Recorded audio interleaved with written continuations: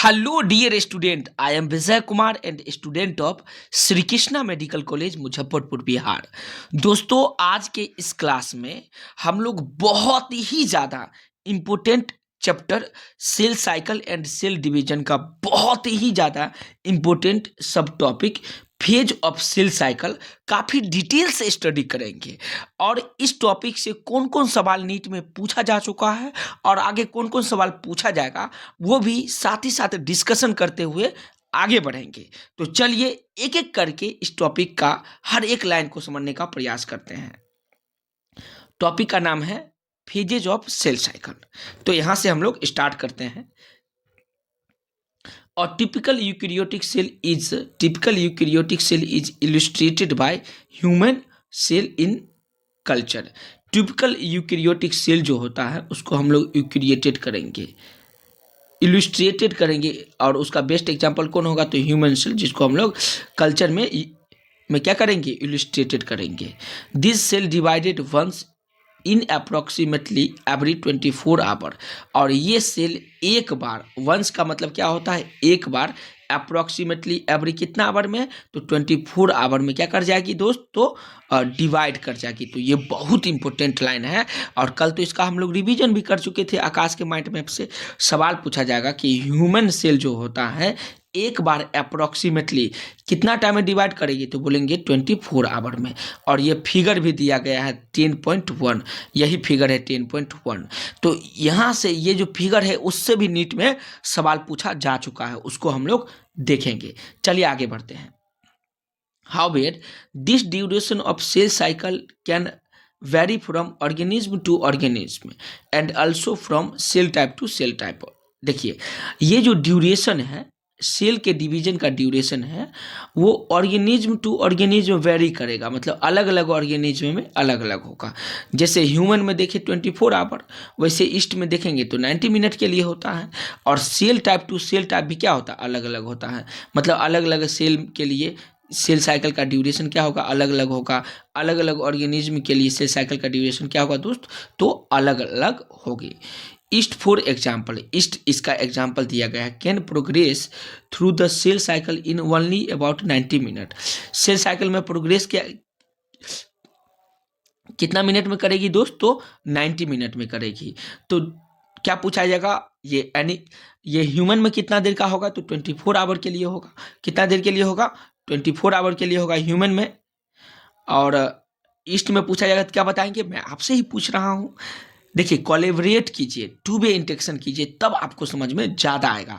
और लिख लिख करके याद कीजिए 100%। ये सब लाइन से बाहर इस चैप्टर से क्वेश्चन तो पूछा ही नहीं जाता है, तो ध्यान रखेंगे।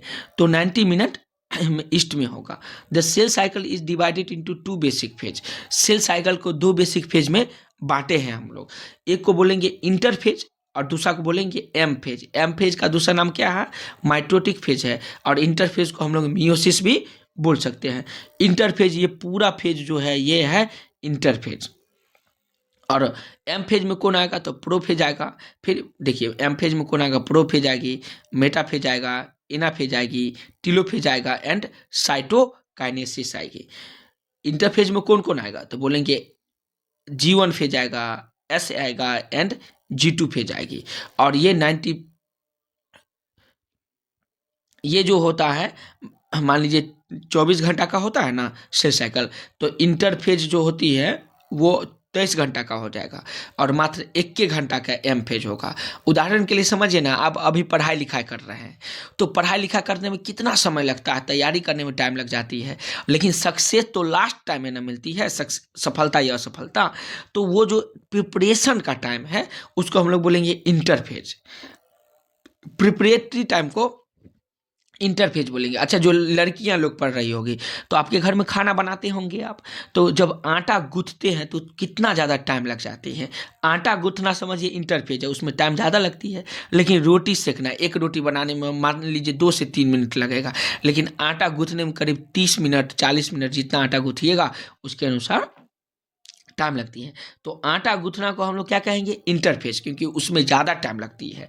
और एम फेज जिसमें एक्चुअल डिवीजन होगा, एक्चुअल रोटी बनेगा, वो 2 से 3 मिनट में ही बन जाती है। तो उम्मीद करते हैं एवरीडे लाइफ से भी समझ में आ गया होगा।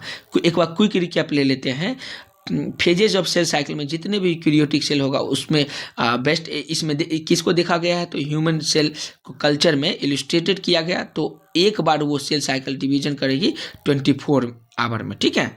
और ये जो सेल का साइकिल का ड्यूरेशन है वो organism to organism and cell type to cell type क्या होगा, बदलते रहेगी। जैसे इसमें फॉर एग्जांपल ईस्ट का दिया गया है, वो 90 मिनट में क्या करती है, सेल साइकिल को कंप्लीट करती है। और सेल साइकिल को कितने भाग में बांटेंगे, मेरे साथ बोलिए, 2 भाग में। एक को बोलेंगे इंटरफेज, एक को बोलेंगे इंटरफेज, और दूसरा को बोलेंगे एम फेज। इंटरफेज को हम लोग मियोसिस भी बोल सकते हैं, और एम फेज को तो हम लोग माइटोसिस बोलते ही हैं, ये एनसीईआरटी लिखी हुई रही है। मियोसिस और माइटोसिस इसमें भी आपके साथ कंफ्यूजन हो जाएगा, तो इसको आप लिखते हुए आगे बढ़िएगा। चलिए आगे बढ़ रहे हैं। आगे की लाइन को देखिए, यहां से स्टार्ट करते हैं। The M phase represent the phase. M phase एक फेज को रिप्रेजेंट करती है when actual cell division or mitosis occur. बहुत मोस्ट इंपोर्टेंट है, अभी हम लोग पढ़े थे। एम फेज क्या करती है, एक फेज को रिप्रेजेंट करती है जहां पे एक्चुअल सेल डिवीजन होगा या तो माइटोसिस अकर होगा, ठीक है। माइटोसिस होगा या एक्चुअल सेल डिवीजन कौन फेज में होगा, तो एम फेज में होगी। एंड द इंटरफेज रिप्रेजेंट, और इंटरफेज किसको रिप्रेजेंट करेगी, इंटरफेज किसको रिप्रेजेंट करेगी उसको हम लोग देख लेते हैं। Interphase represent the phase between 2 successive M phase. 2 successive M phase के फेज को इंटरफेज रिप्रेजेंट करेगी। इस 2 सक्सेसिव एम फेज, इसका मतलब समझ लेते हैं। यहाँ पर देखिए, ये फिगर देखिए, इससे आपको समझ में आ जाएगा। देखिए बहुत इंपॉर्टेंट फिगर है, बोले ही थे शुरू में। इंटरफेज, ये पूरा फेज है इंटरफेज, जिसमें G1 S and G2 phase आती है।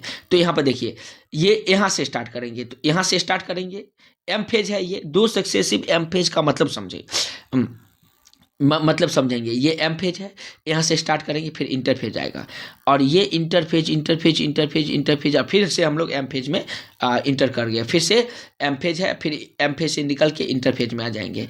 तो देखिए यहाँ से स्टार्ट करेंगे, तो एक बार बीच में इंटरफेज आया, एक बार एम फेज आया, ठीक है, फिर से इंटरफेज आई, और फिर से एम फेज आ गया। तो इसलिए बताया गया 2 सक्सेसिव एम फेज के बीच में इंटरफेज होगा। तो उम्मीद करते हैं ये लाइन बढ़िया से समझ में आ गया होगा। देखिए ये एम फेज है, फिर से इंटरफेज, और फिर से इधर से आएंगे तो एम फेज। मतलब इस तरह से जब हम रोटेट करेंगे, इस तरह से आएंगे, इस तरह से आप आइए, तो क्या होगा बताइए, आप खुद ही बताइए। देखिए यहाँ से स्टार्ट करेंगे, ये एम फेज, फिर ये इंटरफेज, और फिर यहाँ आए इंटरफेज, फिर इसमें आ गए तो एम फेज, फिर से एम फेज, फिर से आ गए इंटरफेज, फिर एम फेज। तो 2 सक्सेसिव एम फेज के बीच में क्या होगा, इंटरफेज होगा, और इंटरफेज में G1 S and G2 phase आएगी।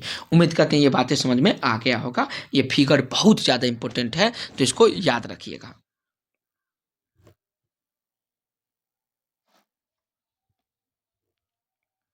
देखिए आगे का लाइन पढ़ते हैं।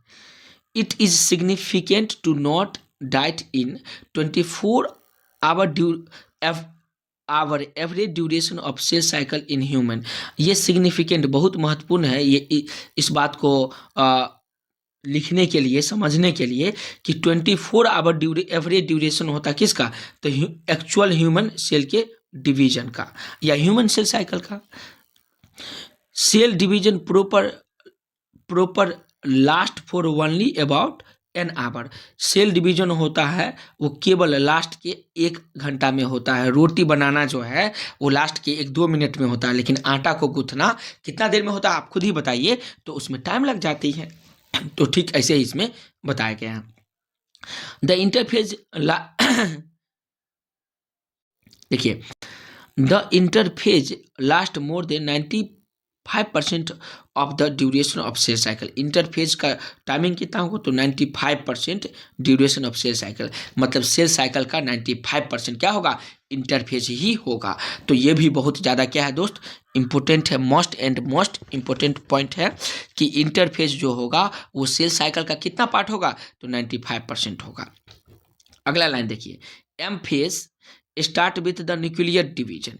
एम फेज किससे स्टार्ट होती है, तो न्यूक्लियर डिवीजन से ये स्टार्ट हो जाती है। कौन, तो एम फेज। एम फेज में ही ना प्रोफेज, मेटाफेज, एनाफेज, टीलोफेज आएगी। तो M phase start with the nuclear division. देखिए एम और एन अल्फाबेट में पढ़े होंगे, तो हम लोग जिस समय पढ़ते थे उसमें याद रखते थे एम और एन। एम से एम फेज और एन से nuclear division, N for nuclear division बोलेंगे। तो M phase start with nuclear division corresponding to the separation of daughter chromosome. इसमें डाउटर क्रोमोजोम क्या हो जाती है, सेपरेट कर जाती है। डाउटर क्रोमोजोम क्या होगी दोस्त, तो सेपरेट कर जाएगी। और डाउटर क्रोमोजोम सेपरेट करना को हम लोग क्या बोलेंगे, तो कैरियोकाइनेसिस भी बोल सकते हैं। डाउटर क्रोमोजोम सेपरेट करेगी अर्थात उसको हम लोग कैरियोकाइनेसिस बोलेंगे। And usually end with division of cytoplasm, जिसको हम लोग साइटोकाइनेसिस भी बोलेंगे। और इसमें क्या किसका डिवीजन हो जाएगी, तो साइटोप्लाज्म का डिवीजन हो जाएगा, जिसको हम लोग साइटोकाइनेसिस कहेंगे। ये सेपरेट होगा किससे, तो डाउटर क्रोमोजोम मतलब कैरियोकाइनेसिस, डाउटर क्रोमोजोम मतलब कैरियोकाइनेसिस का सेपरेशन होगा। और ये इंड किस पे करेगी, तो साइटोप्लाज्म मतलब साइटोकाइनेसिस पे ये इंड कर जाएगी। कौन, तो एम फेज। देखिए एम फेज स्टार्ट होती है न्यूक्लियर डिवीजन से, और सेपरेट इसमें क्या होती है, डाउटर क्रोमोजोम, जिसको कैरियोकाइनेसिस भी बोलेंगे। ये सवाल पूछा जाएगा कि कैरियोकाइनेसिस क्या है, तो डाउटर क्रोमोजोम के सेपरेशन को ही हम लोग कैरियोकाइनेसिस बोलेंगे। और ये एम फेज इंड कहाँ होती है, तो साइटोकाइनेसिस अर्थात साइटोप्लाज्म के डिवीजन के साथ साथ ये एम फेज इंड हो जाती है। उसके बाद हम फिर इंटर किस में कर जाती है, तो इंटर कर जाती है इंटरफेज में। The interphase through called the resting phase. Interphase को हम लोग क्या कहेंगे, रेस्टिंग फेज कहेंगे। अब खुद सोच करके देखिए, जब तक आटा गूंथ रहे होते हैं उस समय रोटी नहीं बनती है, तो मम्मी क्या कहती है, रेस्ट कर रही थी इतना देर से। लेकिन जैसे ही रोटी बन जाती है मम्मी के पास पहुंचा देते हैं, मम्मी समझ आती है कि ये काम करना स्टार्ट कर दी थी, मतलब ये काम कर रही थी। तो इंटरफेज को हम लोग क्या कहेंगे। अभी आप तैयारी कर रहे हैं, आप 10-10 12 घंटा पढ़ रहे हैं, आप पूछ करके देखिएगा कितना लोग जानता है, बहुत कम ही लोग जानता होगा कि आप घर में बैठ करके, लाइब्रेरी में बैठ करके या कोचिंग जा करके तैयारी करते। लेकिन जैसे ही आपका रिजल्ट आ जाएगा तो पूरा एरिया में शोरगुल होने लगेगा कि फलना बच्चा, फलना का बेटा, फलना का पोता, फलना आदमी क्या किया है, बड़े एग्जाम को क्वालिफाई किया है। तो सोच करके देखिए, कहा गया कि सक्सेस का जो साउंड है दुनिया के सभी लाउड स्पीकर के साउंड से भी बड़ी होती है। तो अभी आप है इंटरफेज में, अर्थात आप है अभी रेस्टिंग स्टेज में। उम्मीद करते हैं ये पॉइंट भी समझ में आ गया होगा। In the time duration which cell is preparing for division. सेल इस समय में क्या करती है, सेल प्रिपेयर करती है डिवीजन के लिए। जैसे अभी इस समय आप क्या कर रहे हैं, तो प्रिपरेशन कर रहे हैं सक्सेस के लिए, है कि नहीं। तो वैसे ही रेस्टिंग फेज में भी सेल क्या करती है दोस्त, तो इसमें प्रिपरेशन करती है किसके लिए, तो डिवीजन के लिए। By undergoing both cell growth and DNA replication. इसमें दोनों चीज होता है, तो सेल का ग्रोथ भी होगा और डीएनए का रेप्लिकेशन होगा इन ऑर्डरली मैनर। देखिए ये कितना इंपॉर्टेंट लाइन बताया गया है कि the time duration which is cell is preparing for division. यहाँ पे प्रिपेयर करती है डिवीजन के लिए, undergoing both cell growth and DNA replication. ये इसमें दोनों सेल का ग्रोथ भी होगी और डीएनए का रेप्लिकेशन होगा इन ऑर्डरली मैनर में। The interphase is divided into 3 further phase. Interphase को हम लोग कितने फेज में बांटेंगे, तो 3 फर्दर फेज में बांट देंगे। तो यहाँ तक का जो लाइन पढ़े थे उसका एक बार क्विक रिकैप ले लेते हैं। एम फेज रिप्रेजेंट करेगी, इसमें क्या होगा, एक cell division, equal cell division होगा, या इसको माइटोसिस फेज भी बोलेंगे। इंटरफेज रिप्रेजेंट करेगी 2 सक्सेसिव एम फेज को। ये सिग्निफिकेंटली इसमें नोट करेंगे 24 आवर एवरेज सेल ड्यूरेशन होता है किसका, ह्यूमन सेल का। सेल डिवीजन प्रॉपर कितना होता है, कितना टाइम है, तो केवल लास्ट के 1 घंटा में होती है। इंटरफेज 95% या उससे भी ज़्यादा टाइम ले लेती है सेल साइकिल।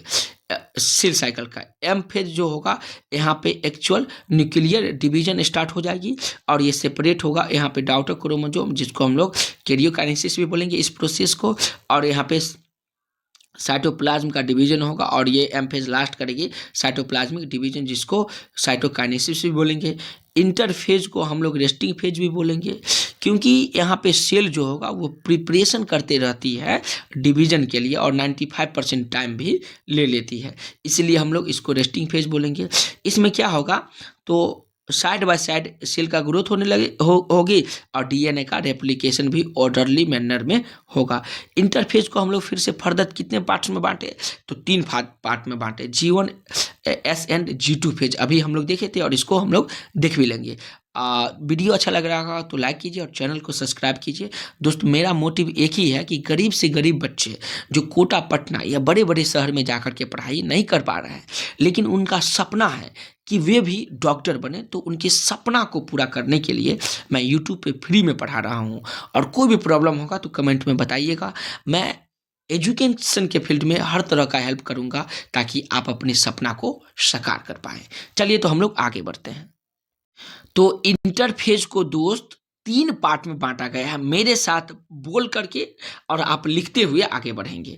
3 पार्ट में कौन कौन है, 3 फेज में, 3 फर्दर फेज में बांटा गया। पहला फेज को बोलेंगे G1 फेज, जिसको गैप 1 फेज भी कहा जाता है, जिसको क्या कहा जाता है, गैप 1 फेज कहा जाता है। दूसरा को बोलेंगे S फेज, जिसको हम लोग सिंथेसिस फेज भी कहेंगे। और तीसरा को बोलेंगे गैप 2 फेज या G2 फेज, जिसको गैप 2 फेज भी कहा जाता। तो ये मोस्ट इम्पोर्टेंट है, सवाल पूछा जाएगा कि इंटरफेज को कितने फेज में बांटा गया है। नीट में सवाल ये पूछा जा चुका है, क्या बताएंगे, G1 S and G2 phase, G1 S and G2 phase, ठीक है। अब देखिए G1 फेज के बारे में, हर फेज के बारे में काफ़ी डिटेल से हम लोग स्टडी करेंगे। G1 फेज के बारे में देखिए, G1 phase corresponding to interval between mitosis and initiation of DNA replication, most important है दोस्त। देखिए बोला क्या गया, ये है इंटरवल, जैसे सिनेमा में इंटरवल होती है ना, तो इंटरवल माइटोसिस फेज, माइटोसिस को ही हम लोग एम फेज बोलेंगे। मतलब देखिए सिनेमा स्टार्ट होती है, फिर बीच में इंटरवल आती है, फिर से सिनेमा क्या हो जाती है, आगे बढ़ जाती है। तो ठीक वैसे ना सेल साइकिल में देखे थे, सेल साइकिल में देखे, ये देखिए यहाँ मान लीजिए इतना फेज, ये फेज है एम फेज, और इतना फेज जो है, ये बाकी का जो फेज है वो क्या है, तो बाकी का जो फेज है यहाँ से लेकर के यहाँ तक का फेज को हम लोग इंटरफेज बोलेंगे। तो इसको एम फेज, ये मान लीजिए एम फेज है, ये है एम फेज, ठीक है। इसको हम लोग क्या बोलेंगे, माइटोसिस भी बोलेंगे एम फेज को। और ये है इंटरफेज, ये क्या है दोस्त, इंटरफेज है, इंटरफेज, ठीक है, इंटरफेज आप लिख लेंगे आगे, इंटरफेज है, ठीक है, यह है इंटरफेज। तो इंटरफेज में क्या होता है, देखिए ये इंटरवल कैसे होगा, यहाँ से स्टार्ट होगा, फिर इस पे आ गया, फिर से एंड होगा एम फेज पे, तो एम से स्टार्ट होती, फिर इंटरफेज आती, फिर से एम पे ही स्टार्ट हो जाती, एंड हो जाती है। तो इसी को बोलेंगे हम लोग इंटरवल बिटवीन माइटोसिस, मतलब एम फेज होगा। उम्मीद करते हैं ये पॉइंट समझ में आ गया होगा सबको। चलिए मिटा देते हैं। तो यह है इंटरवल बिटवीन एम फेज या माइटोसिस भी बोलेंगे। And initiation of DNA replication, अर्थात इसमें डीएनए का रेप्लिकेशन इनिशिएट हो जाती है, मतलब स्टार्ट हो जाती है, कौन फेज में, तो एम फेज में। याद रखेंगे, सवाल पूछा जा सकता है कि डीएनए का रेप्लिकेशन जो होगा, ये सभी लाइन, ये जितना लाइन इस पैराग्राफ है ना, सभी लाइन समझिए नीट का क्वेश्चन है और नीट में क्वेश्चन पूछा जा चुका है। तो G1 फेज में किसका इनिशिएशन हो जाती है, तो डीएनए रेप्लिकेशन का। ड्यूरिंग G1 फेज या gap 1 phase cell is metabolically active, इस फेज में क्या होता है, सेल मेटाबॉलिकली एक्टिव हो जाएगा एंड कंटिन्यूसली ग्रो, और सेल क्या होगा दोस्त, तो कंटिन्यूसली ग्रो करने लगेगी, कौन फेज में, तो गैप 1 या G1 फेज में। But does not replicate it DNA, लेकिन यहाँ पे डीएनए का रेप्लिकेशन नहीं होती है। लेकिन यहाँ पे किसका रेप्लिकेशन नहीं होगा दोस्त, तो डीएनए का रेप्लिकेशन नहीं होगी। तो इस बात को आप याद रखेंगे। तो G1 फेज समझ में आ गया, बहुत इंपॉर्टेंट है। देखिए लिख करके याद कीजिए, G1 फेज जिसको हम लोग इंटरवल बिटवीन माइटोसिस या एम फेज भी बोलेंगे, इसमें किसका इनिशिएशन होगा, तो डीएनए रेप्लिकेशन का इनिशिएशन होगा। G1 फेज में सेल मेटाबॉलिकली एक्टिव होगी और कंटिन्यूसली ग्रो करेगी, लेकिन इसमें डीएनए का रेप्लिकेशन नहीं होगा, नॉट रेप्लिकेटेड इट डीएनए, लेकिन डीएनए रेप्लिकेट नहीं होगा, मतलब पूरा रेप्लिकेट नहीं होगी। उसके बाद देखते हैं एस फेज, ये मोस्ट इंपॉर्टेंट है क्योंकि नीट में यहाँ से सवाल पूछा जा चुका है। कौन सा फेज दोस्त देखेंगे हम लोग? एस फेज देखेंगे। देखिए S phase, the phase mark the period during which DNA synthesis और रेप्लिकेशन टेक प्लेस, मतलब ये वो फेज है, उस फेज को ये क्या करती है? मार्क करती है, जिसमें डीएनए क्या होता है दोस्त? डीएनए सिंथेसिस होगा और डीएनए का रेप्लिकेशन भी होगा। तो सवाल नीट में पूछा गया था कि डीएनए का सिंथेसिस या रेप्लिकेशन किस फेज में होगा? क्या बताएंगे? सिंथेसिस फेज या एस फेज। एस फेज का दूसरा नाम क्या है? सिंथेसिस फेज में। अरे बोला है सिंथेसिस, मतलब डीएनए का यहाँ पे सिंथेसिस होगा, सिंपल समझिए। डीएनए का सिंथेसिस मेजर काम है इसका, इसीलिए इसको सिंथेसिस फेज भी कहा गया है। During this time the amount of DNA cell per cell double, इसमें क्या होता है? जितने भी सेल है ना उसमें डीएनए का अमाउंट जो होती है पर सेल में डबल हो जाती है, मतलब दुगुनी हो जाती है। इसी बात को इसमें बताया गया है। If the initiate amount of DNA is denoted as 2C then it increases 4C, मतलब अगर इनिशियली अमाउंट डीएनए का कितना था? 2C, तो ये इंक्रीज करके क्या हो जाती है? 4C हो जाती है, तभी ना डबल होगा दोस्त प्रत्येक सेल में। अगर इनिशियल अमाउंट कितना है? 2C, इनिशियल अमाउंट 2C है, तो इनिशियल अमाउंट 2C तो इंक्रीज करके 4C हो जाती है, तभी ना हम लोग बोलेंगे प्रत्येक सेल में डीएनए क्या हो जाती है? डबल हो जाती है। तो बोला जाएगा सिंथेसिस फेज में क्या क्या होगा, बताइए? तो बोलेंगे यहाँ पे डीएनए का सिंथेसिस एंड रेप्लिकेशन होगा। प्रत्येक सेल में डीएनए का अमाउंट डबल हो जाती है। अगर इनिशियली 2C होगा डीएनए तो इंक्रीज करके 4C हो जाएगी। However there is no increase in chromosome number, लेकिन क्रोमोजोम का नंबर इसमें नहीं बढ़ती है। तो ये भी बहुत महत्वपूर्ण लाइन है। देखिए डीएनए तो डबल हो जाती है, लेकिन क्रोमोजोम डबल नहीं होती है, क्रोमोजोम कांस्टेंट रहती है। अर्थात एन होगा तो वो क्रोमोजोम शुरू में एन होगा तो लास्ट में भी एन ही होगी। लेकिन डीएनए जो होती है दोस्त, डीएनए बढ़ जाती है। डीएनए मान लीजिए, डीएनए जो होता है डीएनए ये इंक्रीज कर जाएगी, लेकिन क्रोमोजोम कहिएगा तो इसमें क्रोमोजोम इंक्रीज नहीं करेगी। तो उम्मीद करते हैं ये लाइन आपको समझ में आ गया होगा, बहुत इंपॉर्टेंट लाइन है, सवाल पूछा जा सकता है। If the cell had diploid or 2n, अगर सेल डिप्लॉयड होगा या 2n होगी, 2n नंबर अब क्रोमोजोम एट G1 फेज, अगर G1 फेज में सेल के पास सेल डिप्लॉयड होगी अर्थात 2n होगा G1 फेज में। देखिए G1 फेज में इवन आफ्टर S फेज, मतलब आफ्टर S फेज के बाद भी the number of chromosome remains same, अर्थात ये भी डिप्लॉयड ही होगी, अर्थात 2n ही होगा। देखिए ये एग्जाम्पल के से बताया है। अगर G1 फेज में जो जिसको गैप 1 फेज भी कहेंगे, अगर सेल डिप्लॉयड होगी अर्थात क्रोमोजोम की संख्या 2n होगा, तो एस फेज के बाद भी क्रोमोजोम की संख्या सेम ही होगा, मतलब बदलेगी नहीं। अर्थात कौन क्या होगा? बोलिए, बिल्कुल सही, डिप्लॉयड होगा अर्थात 2n होगी।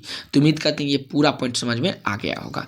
आगे देखिए, आगे का इंपॉर्टेंट लाइन समझिए, ये पॉइंट समझिए। देखिए in animal cell during the S phase DNA replication begin in the nucleus। Animal cell में क्या होगा? एनिमल सेल के बारे में बता रहा है। In animal cell during S phase के दौरान डीएनए रेप्लिकेशन जो होगा ना वो कहाँ स्टार्ट हो जाएगी दोस्तों? न्यूक्लियस में। एनिमल सेल में डीएनए की रेप्लिकेशन कहाँ हो जाएगी स्टार्ट? तो न्यूक्लियस में। And centriole duplicate in cytoplasm, और सेंट्रियोल कहाँ डुप्लीकेट करेगी दोस्तों? साइटोप्लाज्म में डुप्लीकेट करेगी। तो ये बहुत इंपॉर्टेंट है, सेंट्रियोल अपनी संख्या कहाँ पर आएगी? साइटोप्लाज्म में। एनिमल सेल में during S phase DNA replication कहाँ स्टार्ट होगा? न्यूक्लियस में होगा। डीएनए का रेप्लिकेशन न्यूक्लियस में होगा। किस में होगा दोस्त? न्यूक्लियस में होगी। तो ये सवाल पूछा जा सकता है, नेट में याद रखेंगे। और सेंट्रियोल डुप्लीकेट किस में करेगी, तो साइटोप्लाज्म में। सेंट्रियोल मतलब C4 सेंट्रियोल, C4 सेंट्रियोल और C4 साइटोप्लाज्म। तो सेंट्रियोल का डुप्लीकेशन किस में होगा दोस्त, तो साइटोप्लाज्म में होगा। ये बात आप याद रखेंगे। किस में, तो एनिमल सेल में। और DNA का रेप्लिकेशन किस में होगा, तो न्यूक्लियस में होगी। During the G2 phase, G2 phase में अब क्या होगा, देखिए G1 S and G2 phase देखें, तो G1 फेज पढ़ लिए, G1 फेज पढ़े, फिर G2 फेज, S2 फेज पढ़े, S फेज या सिंथेसिस फेज पढ़े। अब हम पढ़ेंगे G2 फेज या गैप 2 फेज। देखिए during G2 phase protein is synthesize in preparation for mitotics will cell growth continuous. G2 phase में क्या होगा, protein synthesize in preparing for mitosis, protein यहाँ पे सिंथेसाइज होगा, विल सेल ग्रोथ कंटिन्यूअस। जबकि cell क्या होगा दोस्त, यहाँ पे सेल ग्रोथ भी कंटिन्यूअस ही रहेगी, मतलब बढ़ते रहेगा। सेल ग्रोथ जो है वो कंटिन्यूअसली होते रहेगी। तो प्रोटीन सिंथेसिस कहाँ पे होगा, क्या बताएंगे, प्रोटीन का सिंथेसिस कौन फेज में होगा, तो G2 फेज में होगा। और यहाँ पे सेल भी क्या करते रहेगी दोस्त, तो ग्रोथ करते रहेगी। एक बार क्विक रिकैप ले लेते हैं हम लोग। इंटरफेज को 3 फेज में बांटे, G1 S and G2 phase. G1 को हम लोग गैप 1 बोलेंगे, S फेज को सिंथेसिस फेज बोलेंगे, और G2 फेज को गैप 2 फेज बोलेंगे। G1 फेज में क्या होता है, इंटरवल बिटवीन 2 माइटोसिस, ठीक है। और यहाँ पे इनिशिएशन कितना हो, किसका होगा, तो DNA रेप्लिकेशन का इनिशिएशन हो जाएगा। ड्यूरिंग G1 फेज के बाद के समय G1 फेज के टाइम में सेल मेटाबॉलिकली एक्टिव होगा और कंटिन्यूअसली ग्रो करेगी, लेकिन DNA का रेप्लिकेशन नहीं होगा। सिंथेसिस फेज, जिसको S फेज भी कहेंगे, इसमें DNA का सिंथेसिस होगा और DNA का रेप्लिकेशन भी होगा, लेकिन amount of DNA cell double हो जाएगी। इनिशियली में अमाउंट अगर DNA का होगा 2C होगा, तो इंक्रीज करके ये 4C हो जाएगा, लेकिन क्रोमोजोम का नंबर होगा रिमाइंस सेम होगी, मतलब इंक्रीज नहीं करेगी। अर्थात अगर cell diploid chromosome G1 phase में होगा, जिसको गैप 1 फेज कहेंगे, तो S फेज के बाद भी ये रिमाइन सेम डिप्लॉयड ही होगी, अर्थात 2N ही होगा। उसके बाद हम लोग देखिए एनिमल सेल में during S phase DNA replication begin करेगी, किस में, न्यूक्लियस में। अर्थात एनिमल सेल के S फेज में DNA का रेप्लिकेशन होगा, किसमें, न्यूक्लियस में, और सेंट्रियोल डुप्लीकेट करेगी साइटोप्लाज्म में। G2 फेज में क्या होगा दोस्त, प्रोटीन का सिंथेसिस होगा और सेल कंटिन्यूअस ग्रो करने लगेगी। तो उम्मीद करते हैं ये सारा पैराग्राफ का पॉइंट समझ में आ गया होगा। वीडियो पॉज कीजिए और स्क्रीनशॉट ले लीजिए और चैनल को सब्सक्राइब भी कर लीजिए, ताकि इस तरह का वीडियो आपको मिलते रहे, और वीडियो को लाइक भी करते जाइएगा। आगे का इंपॉर्टेंट लाइन देखिए, some cell in adult animal do not appear to exhibit division. कुछ सेल ऐसा है एडल्ट एनिमल का, कुछ ऐसा सेल है जो एग्जिबिट नहीं करेगी, किसके लिए, तो डिवीजन के लिए। फॉर एग्जाम्पल दिया गया है यहाँ पे हार्ट सेल, और नर्व सेल भी दोस्त होगा। यहाँ पे हार्ट सेल हमारे NCERT में दिया गया है। Heart cell and many other cell divided occasionally. Heart cell और कुछ और भी ऐसे सेल हैं जो ऑक्यूजनली क्या करेगी, डिवाइड करेगी। As need to replace cell that have lost because the injury और सेल डेथ। इंजरी और सेल डेथ के समय ये क्या करती है, रिप्लेस कर जाती है, ठीक है।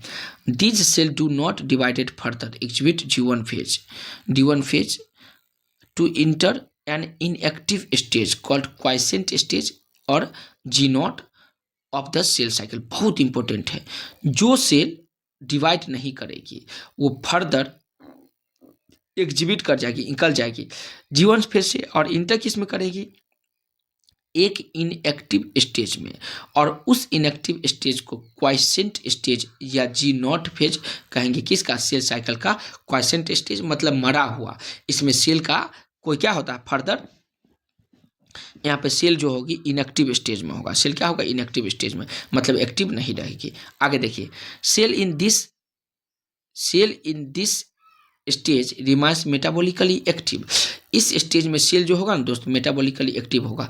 जैसे लोग देखते होंगे कोमा में चल जाता है, तो क्या वो जीवित नहीं रहता है, जीवित रहता है, लेकिन वो कोमा में है, मेटाबॉलिकली एक्टिव है, शरीर में सारा फंक्शन हो रहा है, लेकिन वो चल फिर नहीं सकता है, बोल नहीं सकता है। कभी कभी ब्रेन डेथ के स्टेज में भी लोग चल जाता है, तो मरा हुआ रहेगा, लेकिन वो उसके शरीर मेटाबॉलिकली जो है एक्टिविटी वो होते रहती है। But no longer proliferate unless cell on to do so depending on the requirement of organism। Organism का जो रिक्वायरमेंट है उस रिक्वायरमेंट को पूरा करने के लिए, जैसे चलने फिरने के लिए, घूमने के लिए, ये सब के लिए वो एक्टिव नहीं होता है। लेकिन सेल क्या है, मेटाबॉलिकली दोस्त इसमें एक्टिव होता है। कौन सा स्टेज में, तो क्वाइसेंट स्टेज में, जिसको हम लोग इनएक्टिव स्टेज भी कहेंगे। उसके बाद एनिमल सेल में देखते हैं। In animal cell mitotic cell division is only seen in diploid somatic cell.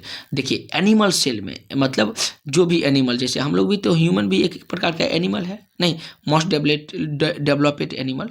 इसमें माइटोटिस, जिसको हम लोग एम फेज भी बोलेंगे, cell division in animal cell, mitosis cell division is only seen in diploid somatic cell. Mitotic cell division सिर्फ किस में होगा दोस्तों, डिप्लॉयड सोमेटिक सेल में होगा। ये याद रखेंगे, एनिमल सेल केवल किस में देखा जाएगा, तो डिप्लॉयड सोमेटिक सेल में। However there is few exception, यहाँ पे कुछ एक्सेप्शन होगा to this where haploid cell divided by mitosis. कुछ है जिसमें हैप्लॉयड सेल भी क्या होगा, माइटोटिस के द्वारा डिवाइड कर जाएगी। फॉर एग्जाम्पल, जिसका एग्जाम्पल यहाँ पे दिया गया, for example male honey bee, male honey bee जिसमें ड्रोन भी आता है, मेल हनी भी जो है, जो आप लोग पढ़े होंगे, इससे पहले के चैप्टर में पढ़े ही हैं, और 12th में हम लोग पढ़ेंगे ही मेल हनी बी के बारे में। Sexual reproduction in flowering plant में मेल हनी बी के बारे में पढ़िएगा, उसमें ड्रोन आता है। Against the plant can show mitotics division in both haploid and diploid में। इसके एंगेस्ट में क्या होता है, प्लांट सेल जो होता है वो दोनों प्रकार के माइटोटिक्स डिवीजन करती है, दोनों प्रकार के सेल में, एक हैप्लॉयड सेल में और डिप्लॉयड सेल दोनों में। लेकिन एनिमल सेल जो होता है माइटोटिक डिवीजन केवल डिप्लॉयड सोमेटिक सेल में भी ही करती है। उसका कुछ एक्सेप्शन है, और उसका एक्सेप्शन में कौन आएगा दोस्तों, एक्सेप्शन में है male honey bee. Male honey bee जो है वो एक्सेप्शन होगा। लेकिन प्लांट सेल माइटोटिक डिवीजन दोनों में होगा, हैप्लॉयड सेल में भी होगा और डिप्लॉयड सेल में भी होगा। From your recollection of example of alternation of generation. और हम लोग प्लांट किंगडम जो पढ़े थे, एनिमल किंगडम से पहले प्लांट किंगडम, प्लांट फिजियोलॉजी में तो ये सब बातें पढ़ेंगे ही आगे, प्लांट फिजियोलॉजी में पढ़ेंगे। प्लांट चैप्टर, तीसरा चैप्टर है ना प्लांट किंगडम, अरे एनिमल किंगडम से जस्ट पहले, तो उसमें हम लोग ये देखे ही न थे, अल्टरनेशन ऑफ जनरेशन। इसी को बोला क्या आप रिकॉल कर पाए, याद कर पाए।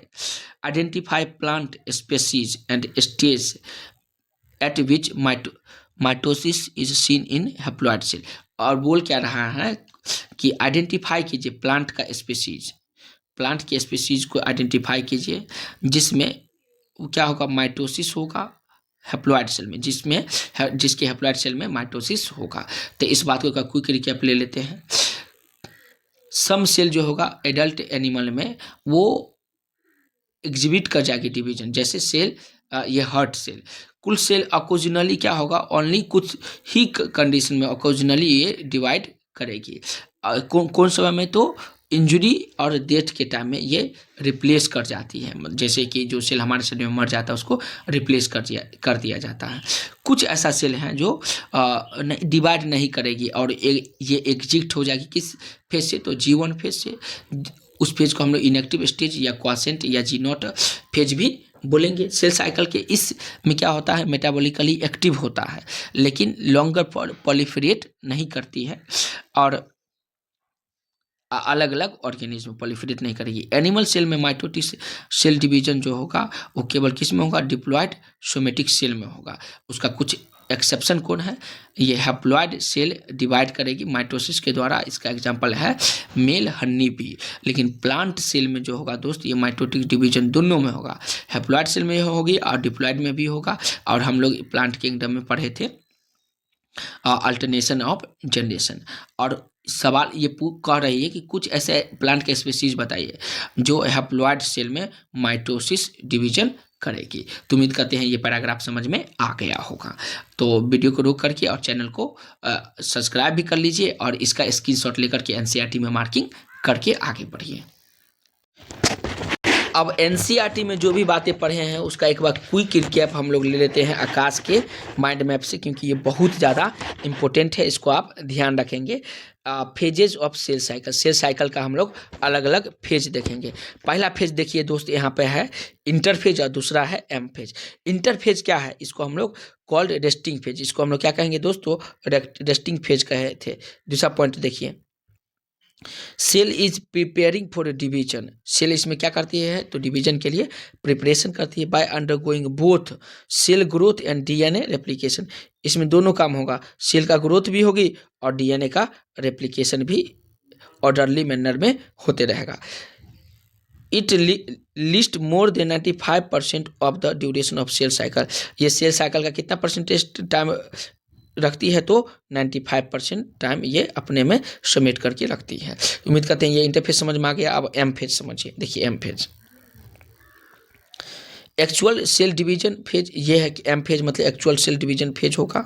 स्टार्ट विथ न्यूक्लियर डिवीजन, इसमें क्या स्टार्ट हो जाती है, न्यूक्लियर डिवीजन, जिसको हम लोग कैरियोकाइनेसिस भी बोलेंगे। वही रोटी बनाने वाला या रिजल्ट वाला एग्जांपल समझ लीजिएगा। रोटी को सेकने वाला मात्र 2 मिनट में सेक लेते हैं, रिजल्ट लास्ट के दिन में आती है, लेकिन तैयारी कितना दिन से करते रहते हैं। तैयारी के फेज को इंटरफेज बोलेंगे, तैयारी के फेज को हम लोग क्या बोलेंगे, इंटरफेज, और रिजल्ट के फेज को हम लोग एम फेज भी बोलेंगे। एंड यूजुअली एंड विथ में डिवीजन ऑफ साइटोप्लाज्म, जिसको कैरियोकाइनेसिस, ये जो एम फेज है कहाँ पे इंड कर जाती है, तो साइटोप्लाज्म का डिवीजन, जिसको साइटोकाइनेसिस भी कहेंगे, उस पर इंड हो जाती है। तो ये भी डिवीजन हो गया होगा। देखिए ये जो इंटरफेज है उसका भी एक बार क्विक रिकैप कर लेते हैं। इंटरफेज, ये इंटरफेज है, और ये यहाँ पर देखिए divided further into 3 phase, 3 phase में फर्दर डिवाइडेड करेंगे। पहला को बोलेंगे G1 या गैप 1 फेज, ये S या सिंथेसिस फेज, और तीसरा क्या बोलेंगे G2 या गैप 2 फेज भी बोल सकते हैं। अब सब फेज का काम देख लीजिए। देखिए यही फिगर एनसीईआरटी में आप अभी जस्ट कुछ देर पहले देखें, ये बहुत इंपॉर्टेंट फिगर है। इस फिगर को आप ध्यान रखेंगे, क्या इस फिगर को आप ध्यान रखेंगे, हर एक फेज इसमें दिया गया है। ये ह्यूमन सेल 24 आवर का सेल साइकिल का ड्यूरेशन इसमें डिनोटेट किया गया है। देखिए तो इंटरफेज को G1 फिर S एंड G2 फेज। देखिए G1 फेज का काम देखिए, G1 फेज जो है उसका वर्क देखिए, बहुत इंपॉर्टेंट फेज है, और नीट में दोस्त यहाँ से सवाल पूछा ही जाता है, तो इसलिए आप इसको याद रखेंगे। सभी इसका काम देख लीजिए, जितने भी काम हैं। Interval between mitosis and initiate the DNA replication, ये इंटरवल है माइटोटिस एंड डीएनए रेप्लिकेशन का इनिशिएशन करती है। अगला लाइन देखिए, दूसरा लाइन क्या बता रही है, cell is metabolically active and continuous grow but does not replicate it DNA. Cell इसमें क्या होगा, मेटाबॉलिकली एक्टिव होगा और कंटिन्यूअसली ग्रो करेगी, लेकिन यहाँ पे डीएनए का रेप्लिकेशन नहीं होगा। Most of cell organs duplicate, और ज़्यादातर सेल ऑर्गेन इसमें क्या हो जाती है, इस स्टेज में डुप्लीकेट कर जाती है। तो G1 फेज समझ में आ गया। अब हम लोग S फेज भी बोलेंगे, ये बहुत इंपॉर्टेंट फेज है, और इसको भी आप याद रखिएगा। S फेज देखिए, this phase mark the phase of DNA replication, ये फेज मार्क करती है किसको, तो डीएनए रेप्लिकेशन के फेज को मार्क करती है। एंड इसमें क्रोमोजोम क्या हो जाता है दोस्त, तो डुप्लीकेट कर जाती है, क्रोमोजोम डुप्लीकेट कर जाती है। अगला लाइन देखिए, amount of DNA per cell double but there is no increase in initial chromosome number. यहाँ पे amount of DNA per cell, प्रत्येक सेल में डीएनए का अमाउंट क्या हो जाती है, डबल हो जाती है, लेकिन यहाँ पे कोई भी क्रोमोजोम का नंबर इंक्रीज नहीं करती है। हम लोग देखे थे अगर 2C होगा तो लास्ट में 4C हो जाती है, लेकिन क्रोमोजोम का नंबर अगर G1 फेज में N है, तो आफ्टर S फेज के बाद भी क्या होगा, N ही होगा क्रोमोजोम का नंबर। ये एनसीईआरटी बताती ही थी। आगे का लाइन देखिए, in animal cell centriole duplicate in cytoplasm. Animal cell में सेंट्रियोल किस में डुप्लीकेट कर जाती है, साइटोप्लाज्म में। और DNA replication begin in nucleus, और डीएनए कहाँ पे बिगिंग होती है, स्टार्ट होती है रेप्लिकेशन, तो बोलेंगे न्यूक्लियस में। तो ये बात आप याद रखेंगे। उसके बाद हम लोग G2 फेज, जो लास्ट फेज था इंटरफेज का, G2 phase, protein are synthesize in preparation of mitosis will cell growth continuous. Protein जो होता है सिंथेसाइज हो जाती है किस फेज में, तो माइटोसिस फेज के लिए प्रिपेयर करना स्टार्ट हो जाती है, और सेल इसमें कंटिन्यूअस ग्रो करने लगती है। उसके बाद हम लोग देखिए G0 फेज, और यहाँ से भी नीट में सवाल पूछा जा चुका, बहुत इंपॉर्टेंट है।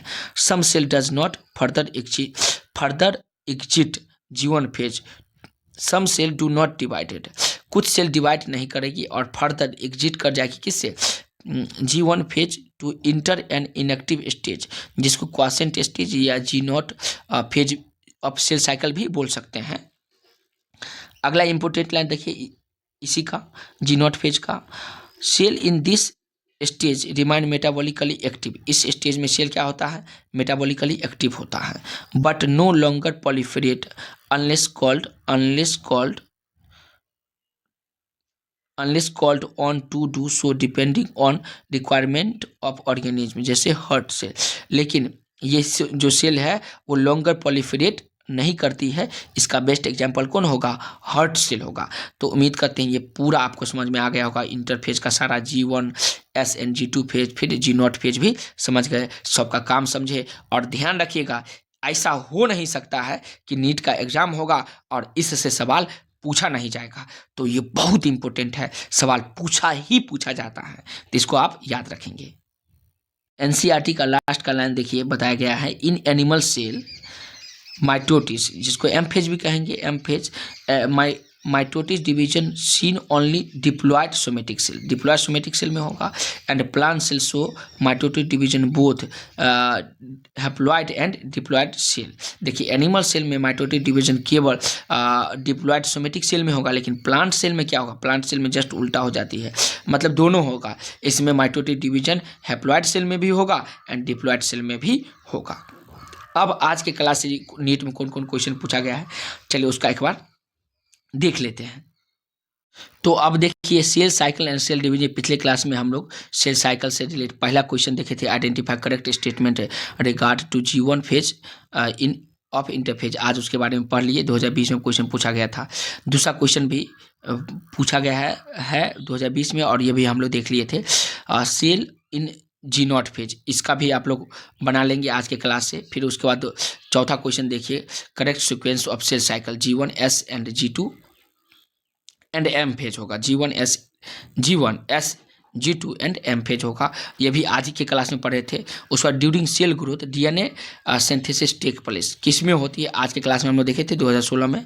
छठा नंबर क्वेश्चन देखिए, when cell stalled DNA replication fork which check point should be predominant activated, ये भी आज पढ़े थे 2016 में, क्वेश्चन पूछा गया है, आज की क्लास से बन जाएगा। उसके बाद सातवां क्वेश्चन देखिए, some cell diet has just completed the S phase, कुछ सेल है जो जस्ट कंप्लीट करेगी S phase of cell cycle as compare to gamete of the same species has, क्या होगा। और 2015 में पूछा गया था, मतलब जब S फेज को कंप्लीट करेगी तो उसका गेमिट कैसा होगा, और 4 ऑप्शन है उसमें से एक सही होगा, आंसर बताइएगा। आठवां क्वेश्चन देखिए 2014 में पूछा गया था और आज के क्लास से रिलेटेड करती है, during which phase of cell cycle amount of DNA in a remains at 4 syllable if initial amount is denoted 2C। अरे बोल क्या रहा है कि कौन ऐसा फेज है सेल साइकिल का जिसमें DNA का अमाउंट 4C लास्ट में होता है और इनिशियली में क्या था, वो 2C था। तो हम लोग क्या देखे हैं बताइए, ऐसे फेज में हम लोग देख रहे थे कि DNA क्या हो जाती है, डबल हो जाती है, लेकिन क्रोमोसोम की संख्या सेम रहता है। 2014 में पूछा था, in S phase of cell cycle, S phase में क्या होगा, amount of DNA double in each cell, प्रत्येक सेल में अमाउंट ऑफ DNA क्या हो जाती है, डबल हो जाती है। अभी हम लोग देखे थे 2014 में।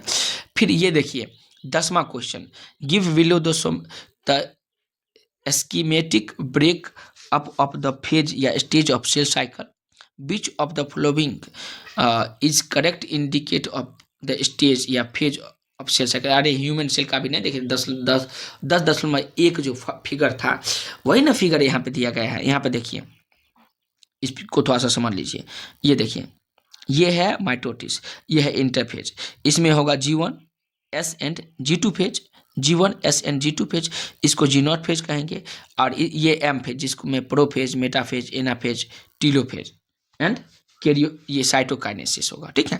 तो ये अलग अलग फेज दिया गया। अब ABC का नाम पूछा जाएगा तो ना बता देंगे, बता ही ले जाइएगा। और ये क्वेश्चन देखिए कितना में पूछा गया था, इसका साल देख लीजिए। अगला देखिए 11 नंबर क्वेश्चन, ये भी पूछा गया question, at which stage of cell cycle are histone protein synthesize in eukaryotic cell, histone protein, अब ये तो देखे थे G2 फेज में, तो 2015 में उसका ये 12 नंबर क्वेश्चन देखिए, इन सम सोमेटिक सेल में अब ये ना देखे थे जी, सोमेटिक सेल में एनिमल सेल में डीएनए का रेप्लिकेशन कैसा होता है, डिप्लॉयड सेल में होती है। 2014 में क्वेश्चन पूछा गया था, इसका आंसर आप कमेंट में बताएंगे। 13 नंबर क्वेश्चन देखिए, in which stage of cell cycle DNA का रेप्लिकेशन किस में होता है। 2000 ईस्वी में पूछा गया था। 4 ऑप्शन में एक सही आज के क्लास से है। उसके बाद 14 नंबर क्वेश्चन देखिए, which typical stage is known for DNA replication. कौन ऐसा टिपिकल स्टेज है जो डीएनए के रेप्लिकेशन के लिए है। तो G1, S, G2 and M फिर दिया गया है 1996 में, और आज के क्लास से पूछा गया सवाल है। अगला क्वेश्चन देखिए, in a somatic cell cycle DNA synthesis take place. Somatic cell cycle में डीएनए का रेप्लिकेशन किस में होता है। तो डीएनए का रेप्लिकेशन तो एस फेज में होगा, पढ़े ही थे। 1994 ईस्वी में पूछा गया और आज के क्लास से ये सवाल है। तो इंटरफेस से रिलेटेड जितना भी सवाल था उसको हम लोग देख लिए। आगे क्लास में एम फेज पढ़ेंगे और उससे रिलेटेड जो क्वेश्चन पूछा जाएगा उसको भी देखेंगे। आप क्या कीजिए, अब इस जितने भी क्वेश्चन है सबका आंसर आप कमेंट में बताइएगा, और वीडियो अच्छा लगे तो दोस्त लाइक कर लीजिए और चैनल को सब्सक्राइब कर लीजिए ताकि इसी तरह का वीडियो मिलते रहे। धन्यवाद दोस्तों।